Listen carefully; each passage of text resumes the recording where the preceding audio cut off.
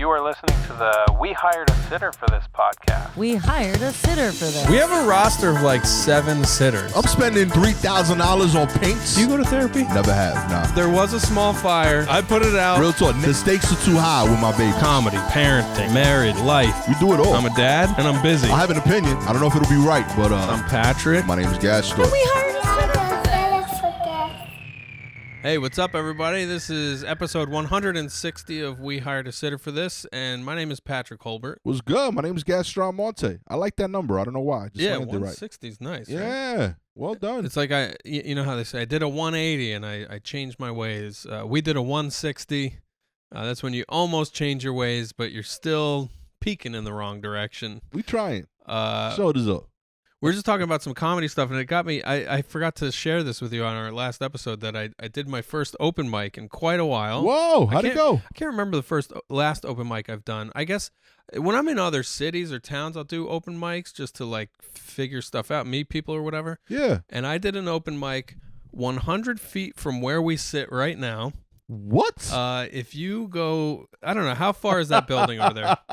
Yeah, I would say about that. That's probably like 80 feet. 80 feet. And then if you go diagonal down to the furniture store across the street. Look at you. Friday nights open mic in the furniture store. Saturday night booked show in the furniture store. That's fire. They set up folding chairs in the room that have tags on them because they're selling these chairs. That's awesome. Because it's a furniture store. And I've known they're doing these shows there. It's called Knickerbocker Underground. I'm now giving up where I live. I bought Franny's mattress in that store back in June. Like, I love this. and I met the guy. I haggled with the guy who emceed the show. I didn't know he was a comic. Really? I haggled with this guy back in June over the mattress, and then on Instagram it starts popping up Knickerbocker Underground. I'm like, what is this? At the furniture store. And there's a couple comics that live in that building over there that I'm friendly with. I don't know them well, but and they're unrelated. That's what's hilarious too. Is there's so many fucking comics in the city. Yeah, that those two are unrelated to the comedy show happening in their building. Yo, shouts to Brooklyn, baby. Yeah. So this pops up on my feed. I'm like, Friday night, I got Franny, because Ross teaches yoga Friday nights. I'm like, I got Franny till 8:30. I can go do a 9 o'clock open mic. So I do an open mic. There's like 10 of us in there. But I was like, I got a new joke I want to try. So I hung out, did my new joke in a set, and made some friends. Got a booking. My buddy Mark Vegas, who I met in Milwaukee a year ago. That sounds so made up. That's a real guy? Mark Vega. Okay. But his real last name is like a very Latino last name, so he has a stage name. But he moved to New York a couple months ago. So I'm like, I'm meeting this guy that I met in Milwaukee at the furniture store across from my house on a Friday night, and he booked me on his show at Mad Tropical in November. Yeah, shouts to Mark Vega. Switch your name back, though. I don't care how Spanish it is. Yeah. It might help, real talk. Yeah, could. Whole new demo, baby. Yeah. So anyway, free consultant. I'm back on the open mic scene. So I'm excited for you. That's dope. I will send you an email. I'll put you on my email list for when my next open mic is. I'm excited. I'm there. I'll tell you, real talk, you do an open mic on some sofas, I'll pull up for that. That's fire. I mean, they had bunk beds in there. Bunk beds that's awesome. With the mattress wrapped in plastic. I worked in a furniture store. Like last episode we talked about weird projects. One of my weird projects is to do a album recording where I shoot each segment in a place that mimics the places I've worked at. I love that. You know what I mean? I think that's a cool idea. And yeah, if you do it in the living room furniture section, your crowd will be very comfortable. Oh yeah, pass out. You know what I mean? Like multiple L couches. Real talk. That's a great idea. You shouldn't have said that on here. No? Uh-oh. I mean, nobody's listening. It's out there, baby. But if one of y'all take my idea, you know what I mean? You know where it came from first. Yeah, because you have to make the specials interesting now. Like, they got to be very good, first of all, but they also have to be interesting now. Yeah. Because there's so many out there. And I've always had the belief that I think stand-up comedy in person is special, and it's its own thing. Yeah. And I think the special should also be its own thing. Yeah. There should be a different experience that I get from watching this at home, Right. because the medium allows for different things. Yes. So one of those things is I don't need to do it at a club necessarily. Portability. Yeah, like there's things you can do because of that and not leverage it. You would do the.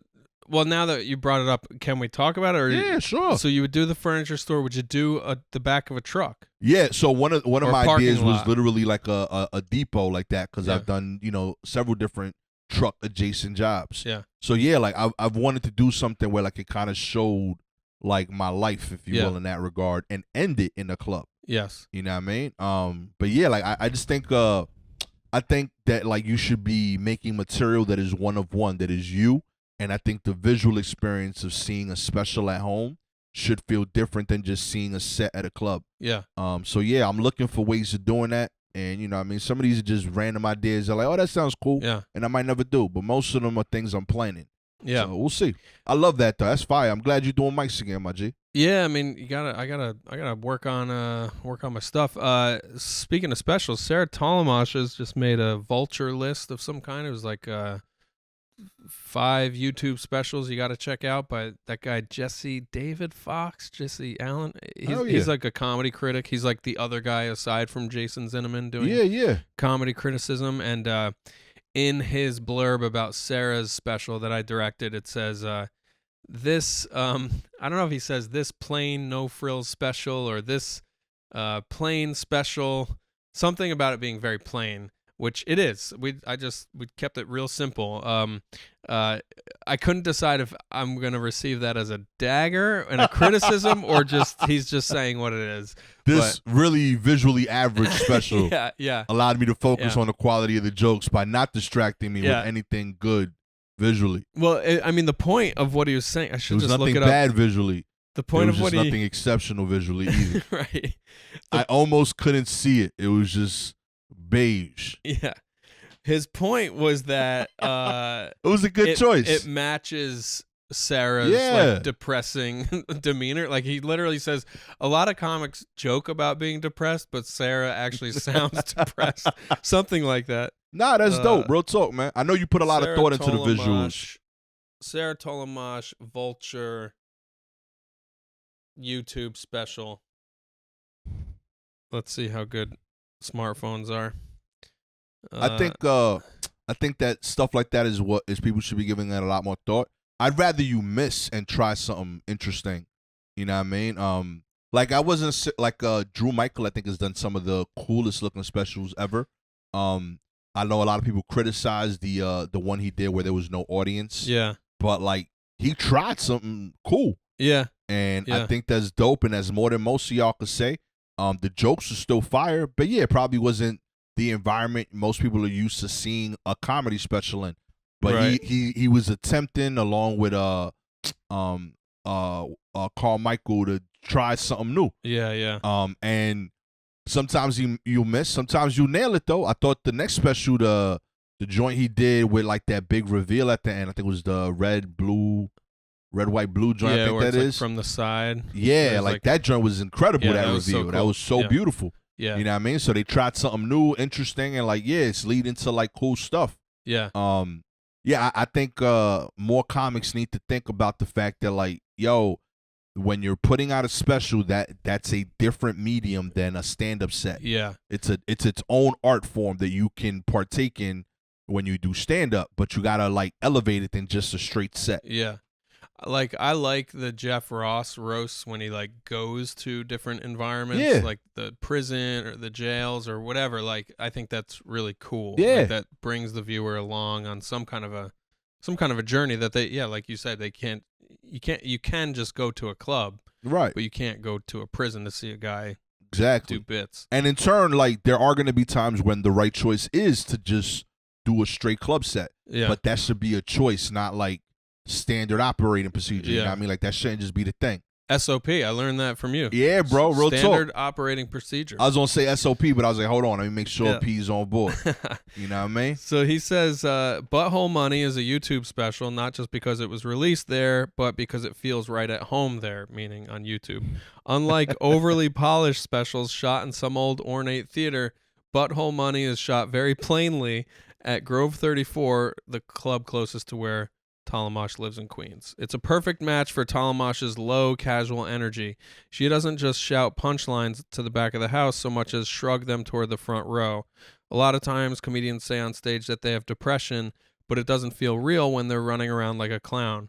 But with Tolemache, who mostly just sways a little, you believe it. That's so funny.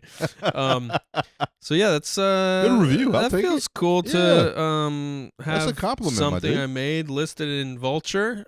You should be proud, bro. Thank you. Yeah, it's I really was riding high. On October 10th, we did the New York premiere of the Tom Dustin documentary I made with Joe, Sarah's husband. Hell yeah. And I was like, oh man, this is it. I'm like doing my career. My whole career is happening. I'm a comic. I'm making films about comedy. It's Directing mental specials. It's mental health and recovery oriented. This one documentary. It's like all my things are coming together at the same time. Louis was at the premiere. Sam Morrill, Mark Norman, like all the guys from the scene are there at the premiere. Everybody loved the movie. They said so many kind things afterward, and I'm like, this is it. It's all coming together. It's amazing. Somebody's going to call me like 9 o'clock in the morning on Friday, the day after, and say, I want to make something with you too. Let's do it. And that hasn't happened yet, which is fine. But I have had some feelings of like, fuck, what is the next thing? I have my special coming out still, but like, what is the next thing for me? What project am I gonna do that's gonna pay my bills? Like, what job do I need to put energy toward? All that fun stuff. So it's cool to get these mentions, and That's awesome, man. The other night really was a great celebration. But now it's like I feel that weird like feeling of like, well, what now? You know? Right. A little bit of a crisis of identity or purpose or whatever. So That's we'll real, see. man. Yeah. I relate to that struggle, but I think you're in a good place. You've shown people what you're capable of, and that it's more than just one medium. My man is a multi-hyphenate. You know what I mean? He out here doing different things.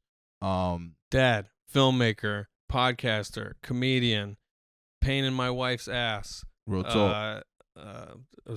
I thought I could come up with some funny, shitty things for that. Those are good. Multi-hyphenate. Average dog dad.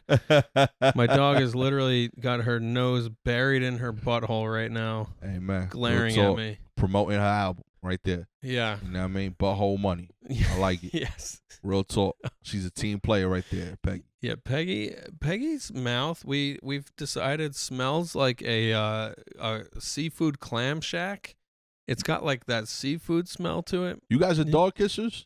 We get close. We're not kissing. I'm not like tonguing her or anything. I'll occasionally kiss her on the mouth or on the nose, but I see where she puts that thing out on the street, and I don't talk, want B. anywhere near it. Yeah, B, that's wild work. No, I don't. I know what you're talking about. I've seen the people Frenching the dogs, and I don't like it. Like, low key, that would have ended the podcast. Right? Like, right there, I'd be like, hey, this is over. Like, yeah, and actually, you would have known that about me by now. Like, Yeah. the amount of time you've seen me with her, Yeah, it you would have given it away. seen There was, like, boundary issues with but the dog. I still had to ask just in case. Maybe it slipped by. Like, yo, I can't stand for that. No, that weirds me out. People who are really into their dogs, and I hate to bring this up 2 episodes in a row, people really into chimpanzees.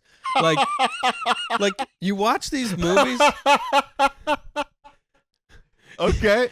You watch these documentaries, and there's a part of you. I've had to ask this out loud to Ross. I'm like, she's fucking that chimp, right? And if she's not, she wants to fuck that chimp. Like, Hey, if you went to chimps, you went to chimps. something's wrong here. And people do that stuff, man. There are people out there having sex with the dogs. Hey, man. I've seen it on Reddit. I don't. I haven't seen it. Heard about it. Yeah, I'm not in those subreddits. Yeah.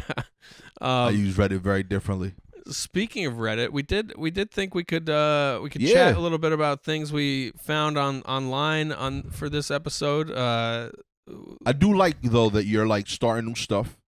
I just want to make sure I say that. I think that's thanks. fire. I know that you're kind of emptying the clip right now, right? You're putting out the the hour that's more or less the things you've been talking about over the last couple of years. You've been working on this documentary for quite some time.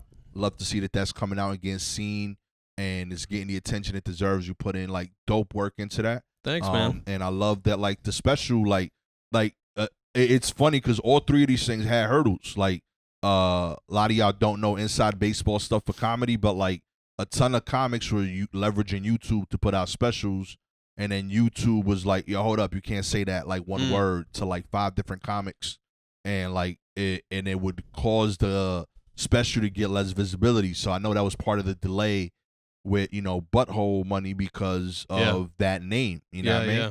So like I know the frustration you've been dealing with the last like 6 months with all of these projects kind of being like kind of done and not coming out for different reasons. And I'm glad that the wait is paying off, that you're getting the attention you deserve for like sincerely doing dope work. I think that's fire, B. We got to celebrate the wins here, B. That is very kind. I appreciate that. Hey, man. It's a good reminder to also like not immediately jump to like, all right, well, what else? What's next? Dude, we've been working hard for like 15 years or whatever at stand up and video production, and like the wins, the W's, they are stretched out. You know what I mean? Like they don't come every day, and then on top of that, like you got 3 of them kind of like close. Yeah. So like it's too easy to walk past it to the next gig. You put in like time into those things. The stand-up thing, I would argue, like your whole career, the special because of what the topic is. Yeah. So like, yo, like celebrate that, man. Those things is dope. That like you getting the visibility for it. I think it's fire. I appreciate that, and pep talks are always welcome because, as we know, this career beats us down mercilessly. Amen. But we writing new stuff. I'm writing new stuff too. I put out my sets on Don't Tell and on Cracked. I'm glad they're getting looked at. But like I want to just write fresh stuff going into this year. So nice. I'm with you. Let's see what happens. I'm gonna start doing open mics at furniture stores too. I love it. You know, Friday night, 9 Let's see what o'clock. happens. Knickerbocker Underground. Now I'm booked. You know what I mean? But I see you. Let's get into this though. I got a Reddit and my asshole thread here that I enjoyed. Am I the asshole for refusing to attend my sister's no kids family gathering because I'm the only one with children? Ooh. I'm the only one in my family with kids, 2 young kids, ages 4 and 6. My siblings don't have children, and my parents are retired. Recently, my sister moved into a new house and decided she's hosting family gatherings with one new rule: no kids allowed. She claims her house isn't kid-proof and she wants more relaxed events. She framed it like she was doing everyone a favor. But let's be honest, it's just my kids. So this rule was clearly aimed at me. It's hurtful because these are family dinners, holidays, get-togethers. We've always celebrated together as a family. Now suddenly my kids aren't welcomed. My brother, what bothers me most is how it'll affect my children. My 6-year-old adores extended family. And then he finds out that he's been excluded, it'll break his heart. I'm worried he'll never get over it. When she told me about her no kids rule, I said I wouldn't attend if my kids weren't invited. She accused me of overacting. But if it becomes the norm, what happens for holidays like Thanksgiving and Christmas? Am I supposed to leave my kids at home every time? The rest of my family is siding with her, telling me just go along with it. Leave the kids at home for a few hours. My parents, who don't have grandkids from my other siblings yet, think it's no big deal. They're even pressuring me to cut my sister some slack since she had a tough time buying her house. But where's the consideration for me and my kids? To top it off, my other sibling, who's also child-free, said maybe this is good for you. You could probably use a break. Great advice from someone who's never had to juggle parenting while trying to stay connected to family. Am I the asshole for refusing to attend her gatherings and calling her out? I feel like I'm being forced to choose between being a part of my family and being a parent. Wow. I have 2 things that I have to say first before we dig into this. Number 1, the dramatic reading of it, A+. Thank you. When are they going to give out daytime Emmys for podcasts? Real talk, man. That was beautiful. I want to hear the audiobook that you narrate once it's done, because that was relaxing. It was powerful. It was you put the right nuance into it. helped. I appreciate you that was noticing, really man. beautiful. Thank you. I've been doing more auditions, so it's on the show. Number 2, I think this person already has their answer. They know they're not the asshole. They just want all of us to side with them. Ooh. Like that was it was like every single point that they said they had their own retort in there. Mm-hmm. So I'm like, you're petty and you just want us to all side with you. I happen to side with this person. I don't think they are the asshole. I think the sister is. But they clearly are like they don't need to be posting to have this answer. They just want they want hundreds of people to be like, your sister sucks. We're with you. I got to tell you, I'm on the other side. I think she is the asshole. Well, and I will present an argument. Okay. All right. You Normally, go first. I agree with you. I think if you have a family function, everyone should be invited, at least for like the major ones. Yes. But there is a clue here that makes me feel different. Nobody sided with her. There are no other grandkids. Yeah, these kids must suck. These kids gotta be whack, yo. Like, I'm talking like they are wrecking hell at these parties. That's B. hilarious. The idea, like nobody, like even the grandparents. Grandparents like, yo, maybe you need a break. Yeah, you need a break. And they ain't even telling you, like, they're telling you need a break from the kids. Like, these kids are terrible. You don't want this? Your brother's like, yo, I don't even know if I'm gonna have kids after seeing your kids. Everybody's no kids. Cut to the kids, and it's just Dennis the Menace and Chucky. Yo, real talk, yo.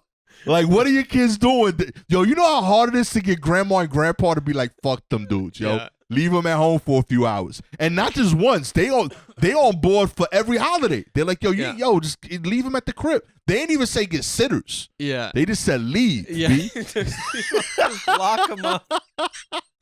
Yo, your kids got to be atrocious. They're also doing the math. Probably they're like, yeah, it's just for 3 to 5 years. Like, just don't bring them around for next several years till they can handle themselves. They grow out that shit. Yeah. Yeah. I'm telling you, like, I agree. Normally, like, it's messed up to do this to whatever parent has the kids and to leave kids out of family functions and developing. I think that's a chance for them to kind of get to know their family. I also think it's a chance for them to learn the very skills that they seem to lack. Yeah, yeah. But there is a level of patience where, like, yo, I ain't signed up to be a parent. Yeah, yeah. And everyone here is saying these kids are crossing the line. Yeah.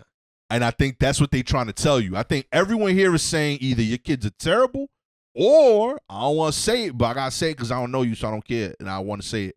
I think you might be a bad parent. Yeah, I'm also curious what's going on with this family. Like, are both parents around? Did she say? Yeah, it sounded like the grandparents. The grandparents were available. I see the siblings. Oh, are you talking about her and her husband? Maybe. Yeah, like the parents of the kids. These 2 kids, the 4 and 6-year-old. Is it just the mom who's writing? That's a good question. I don't know. But also, I guess my gut reaction was like, if the sister, the homeowner, was like, hey, I want to do a no kids party every now and again, just a heads up, like this I think that's cool. Yeah. Let's do no kids. That's totally fine.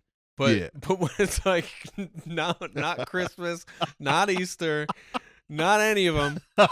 In fact, we're going to do a Saturday morning cartoons kids party, but no kids. No kids, baby. Like, real talk. We playing drinking games during like Ninja Turtles, yo. Yeah. I love it. Yeah, I mean, I guess there are some kids that I have seen around because I'm starting to know the neighborhood and know the different families, and I see the same people at the playground a lot.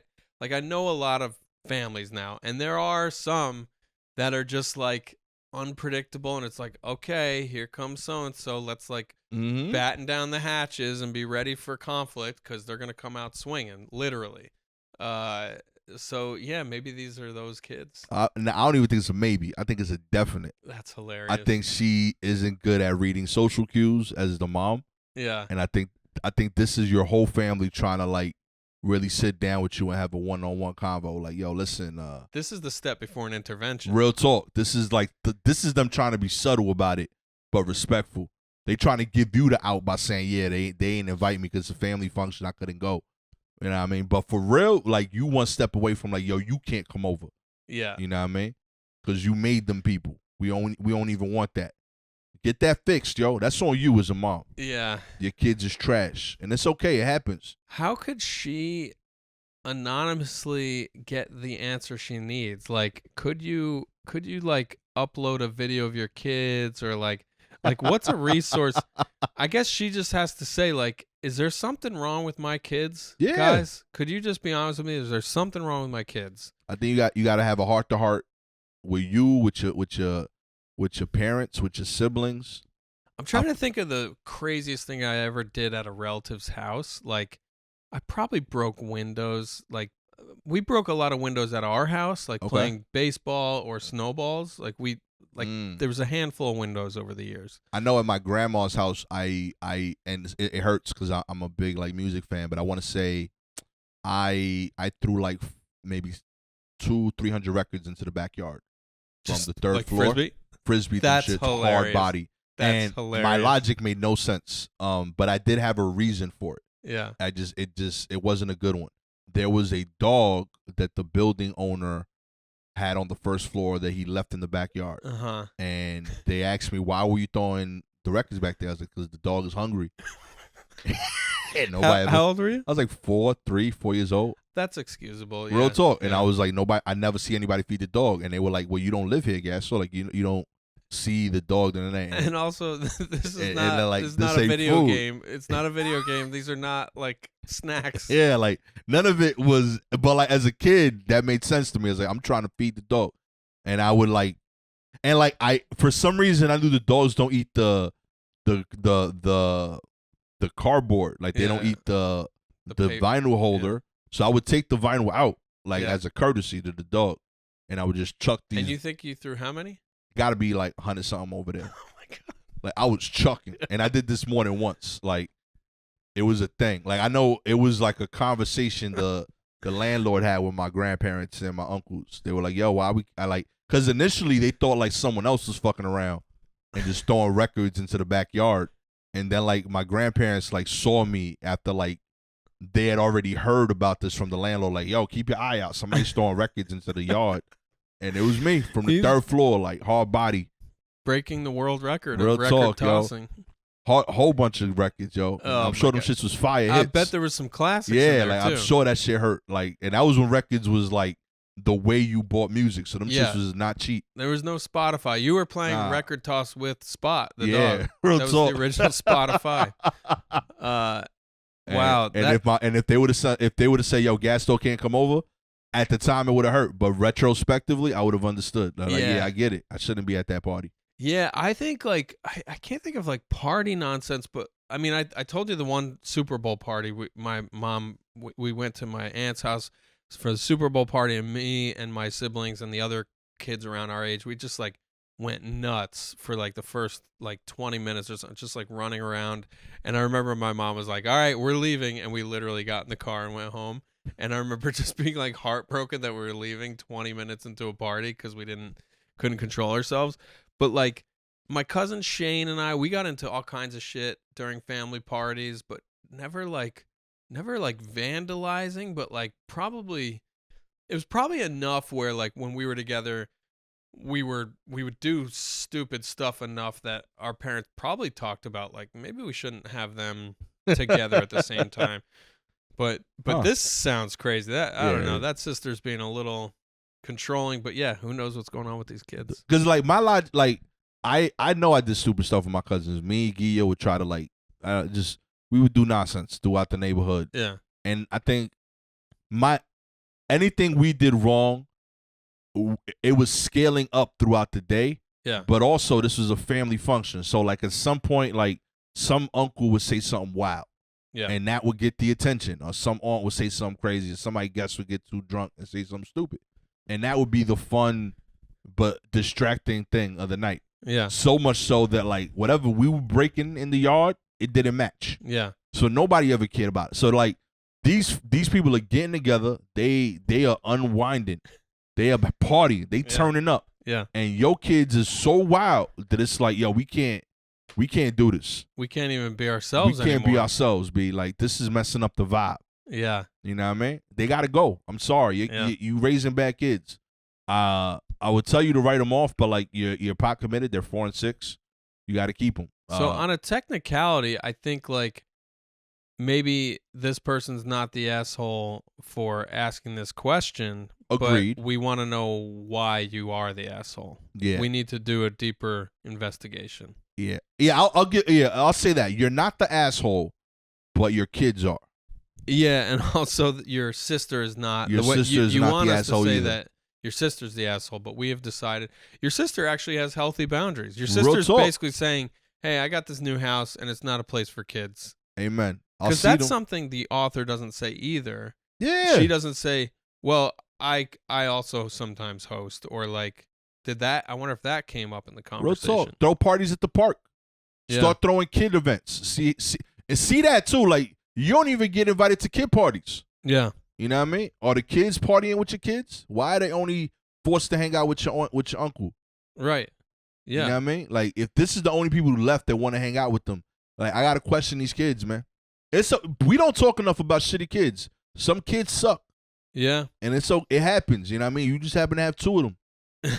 You know? That's just how the math worked this time. I'm 4 sorry. and 6. Real talk. That's tough. You got a tough stretch. My kid's awesome, by the way. Sorry about you. Yeah. I hope it gets better, but I don't think your family will be around to see that. Okay. Yeah. And it's okay. You know, you could join a support group. I observed an exceptional kid this weekend. Oh. As I'm saying this, I'm realizing how creepy that sounds. I just watched him from afar through the binoculars. I observed this young boy being exceptional. No, I was at a toddler birthday party. Are they toddlers at 4? I don't know what toddler even is anymore. This kid birthday party, daycare friends. It was at a gymnastics studio, which was really fun. These coaches like put on all these games for the kids and everything. Okay. And there was one boy who was the cousin of the celebrant, and he was about 7. Okay. So he's 7 playing with all these 4-year-olds. And he was so nice to all of them, and he played with them in a genuine way. He didn't ever seem like, oh, this sucks. I'm like surrounded by all these stupid little kids. Like, I got to like whatever. Yeah. He was so nice to them. He was so nice with Franny later at the after party, which was crazy that I went to an after party for a kid's birthday party. But it was nuts. I mean, these people, this poor couple, these kids destroyed their house. Like all these toys we have for Franny right here. This kid had more than that, and every single toy got pulled out. Yeah. The Legos got mixed up. It was a soup of toys in this living room. No bueno. When we left, and like I did that thing where I'm like, should I be like helping clean this up? And then I'm just like, this is too much. I this might be its own am I the asshole question. Am I the asshole that I just was like, Franny, we gotta go, and we left. Little bit. So, but during that, like this older kid is like helping Franny build Legos and teaching her how a couple things work. I'm like, this kid's That's amazing. dope. Yeah. Like that is when I was that age, like I'm sure I would do some of that, but like you want to be doing your own thing, you know? Nah, that's real. My daughter sucks at that. My son is dope at that. Yeah. My daughter's like learned that like, oh yeah, like this is a thing we do as community. She's and I explain, people played with you when you were a kid, and like that's not thrilling for the older people, but like it's important to you when you were little, and you should give kids attention. And like they're like they're like older than their cousins. Yeah. So like sometimes like they're playing with like an 8-year-old. Yeah. And that's just not fun for a 14-year-old. So Right. I get it. Aiden is dope at that. He really gives them like attention, and like I'm highly impressed by it. And then in turn, Michaela has seen like the value of it and has gotten better at it. So yeah, I'm proud of them both for different reasons. But I fully get it. That's not like the thing people want to do. I'm surprised people still do parties at home with that age group. I feel like from 2 to 8, like every party should be at a park or at a place that like specializes in like that's what that Mouse and Party City and places like I don't even remember the places. What's the Mouse? Chuck E. Cheese. Chuck E. Cheese, like all those places. That's what they for. The big one. There's one over here called Flying Apple. There's 2. There's Flying Apple and then there's Joyful Palace, which are these sound like not that. These are side hustle. And I'm gonna talk about ethnicity here. I don't know. I'm not putting any value on any of this, but they are run by Chinese Americans. Actually, nope, I'm wrong. Joyful Palace is like Chinese Americans. Flying Apple is his like Latino families. But they're these like businesses. They're indoor play places, and Joyful Palace is totally weird and surreal. It's like a basement level facility. It's several thousand square feet. It's the brightest colors, like, most kid looking, like it looks like the inside of a virtual reality Candyland, like, or something like that. It's all fluorescent lighting. There's no natural light, and they play the same kids music on loop, but it's often like Chinese language being sung or whatever. Okay. You really feel... I got a vibe for this. I described it, the first time I ever went there, I was like, it's like a concentration camp for kids. Like, it's some weird alternate universe. So we went there a bunch of times. I don't think we ever did a birthday party there, but then Flying Apple has become this repeat birthday party location for some of her friends, and Franny definitely got sick there like Flying 3 weeks Apple. ago. Okay. Yeah, it's like slides, there's a ball pit, there's swings, there's like there's these guns, there's a gun section, which is like air pressure foam cannons, and it's pretty cool. It's fun. I mean, it is fun to shoot a gun, but it's surreal to see your kids behind these like military grade like cannons, like Yo, this firing. is huge. Yeah. Flying Apple looks crazy. It's crazy. The first time we went there, she was like 2.5 or something, and you can lose them easily. It's really hard to keep track of where your kids are. So, anyway, yes, you're right. Those are the better. Yeah, like go make up. This is a place that's designed for what kids want to do. Destruct. To recap. Yeah, go do it. Destruction is allowed here. Yeah. Break. Because it's already like made for that. Yeah. You want to make a mess, there's places that allow you to do that, and it won't even be noticeable. Like that's what ball pits are. Yeah. They're like messes that are pre-messed. Yeah, yeah. Go mess. You can't mess it more. Unless you vomit in there. That's it. And I think they got a system for that too, I'm sure. They do allegedly. Like, I took Franny to the Color Factory. Have you heard of this thing? It's this art thing in West Village or whatever. They have the biggest ball pit I've ever seen, and there's all these signs that say balls cleaned regularly or balls cleaned with a special sanitizing machine or whatever. And I'm just like, that can't be possible. I'm looking at these millions of balls. I'm like, there's no way this is sanitary. I always assumed that the thing that holds the balls on the bottom is a net, and they just hosed it down. Oh, and they shake it. Oh, that would be smart, but it wasn't there. Definitely not a net. But that always made sense to me that like they would spray it down, hose it, and like they would trust that the rotation would kind of happen, or they would do some rotation thing. And it's like a huge and colander. They would just and then they would do that at night so that it would be dry by the day. Yeah. This one, this really big one I'm talking about, it had so many signs that said, "Do not bring your phone in," because if you drop your phone, it's like gone. Yeah. Like they can't find it until nighttime or whatever. All right, let me ask you this. So, the after party happens. They destroy the living room, like I said. We've had play dates here where if people come here and the kids destroy all Franny's toys, they go everywhere. I don't expect anyone to help clean up. Like, I'll handle it. I'll take that hit because you came over, you helped me entertain my kid. Yeah. But I will also accept your help if you would like to help, and that would make me feel good if you offered to help. So in a scenario like this at the party, you think I'm the asshole that I left? I would say you're the asshole if you don't offer. Yeah.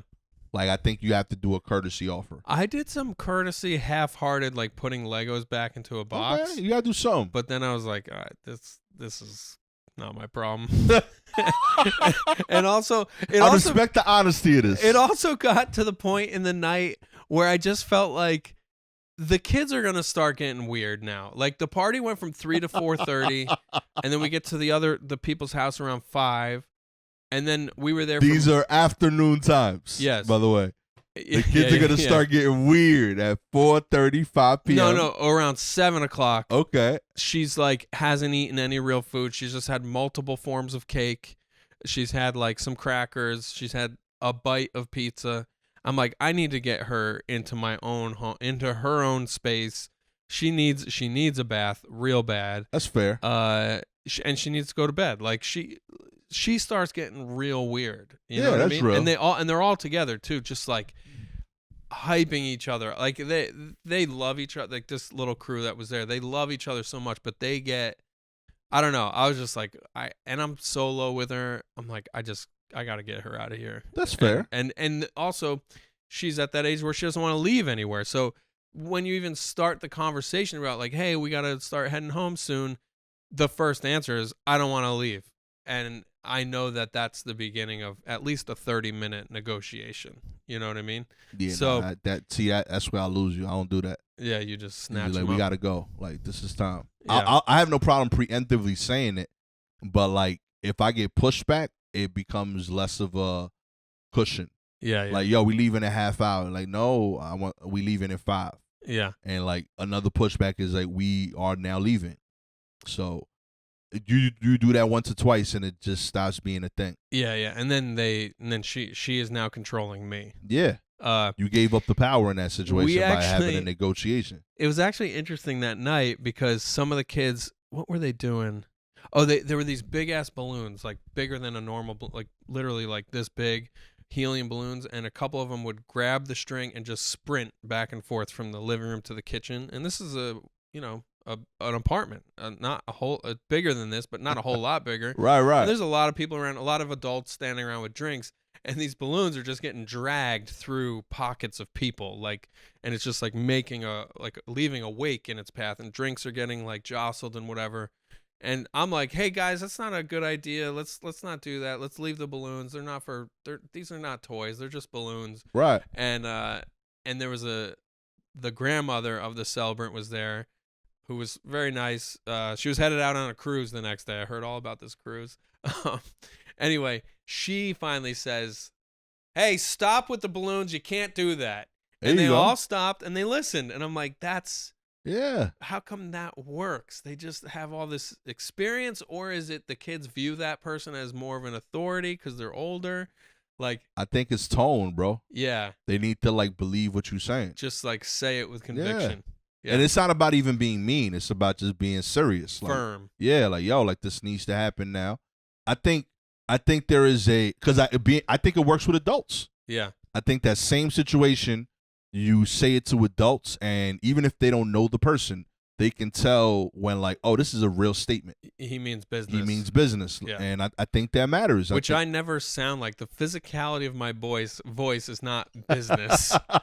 I'm like, hey, like, it's probably not a good idea. Like, it has different. I'm sure it's there. Maybe you don't want to do that with the balloon. It's kind of annoying everybody. You need the range. I think you have it in you. I think you don't need it. Yeah. I think Ross has it, I would assume. Oh yeah. Right. So I think that's why you haven't used it and feel comfortable doing it. Right. Because someone else does. Yeah. But you need both. And Franny now is doing the thing of like, if she perceives me raising my voice as yelling at her, she'll go and fake cry on her bed. So I don't know. Maybe that means it's working. Yeah. You just got to lean into it. Yeah. You know what I mean? It's not a thing that like you're doing to like be mean, but this time you gotta lay the law down. Like delivering information. Yeah, it's just info, B. And preemptively say it too. Like with the parties, the reason I'm comfortable saying, yo, we leaving is because before we left the house, I told you what time we leaving. Yeah. Like this ain't surprising. I'm like, yo, this is when we being in, this is when we bouncing. That's a good idea. Yeah, that way like it's up give front. Them the full lay of the land. Yeah, this is what I could do. This is what, and like if you cool with that, we could go. Set up expectations and then manage the expectations. Yeah, that way like when I'm saying we gotta go, I ain't breaking your heart. I'm telling you the plan. Like you knew, like yo, look at the time. It's what we talked about. You know what I mean? And like we gotta go, and like then I could review with them. Like, hey, you had a good time though, right? We had fun, right? It's what we did. Now we could do this again because you listen. Yeah. You know what I mean? And it becomes a positive experience instead of like I took the kid out and like right. you know what I mean? Yeah. It's not fair to them either. Like I don't want every time we leave a party to be traumatic. Yeah. You know what I mean? It undoes the party. Yeah. Good call. Sounds like a man with experience. We out here, baby. That's what I loved about the grandmother. She did that a few times with a few different things. She just snapped, said the thing, delivered the information. She wasn't even upset. She was just keeping things on course. Real talk. And I was just like, oh yeah, There's an agenda here. Real talk. we need that person at everywhere. Everywhere. I for life. need her. Yeah, I just actually, if she could come over now, it'd probably tell me how to do my life a little better. They vital. My pop still does it for me. He comes over, he's like, yo. And I'm like, you're right. I should turn that off. Or Yeah. whatever, you know? And we good. He's fixing my boiler. He's like, yo, why'd you leave this running? I don't know. And I learned something now. And when you're a grandfather, you're gonna have all that ready, locked and loaded with this new generation. Excited to share, baby. All right, well, cool. I think this was a good episode. Let's do it. We answered another internet question. They'll never know that we did, but we helped. Yeah, if you know this person, tell her to get her kids in etiquette classes. What is that when you send your kid to boarding school? Maybe Heaven. All right, everybody. Peace. Bye.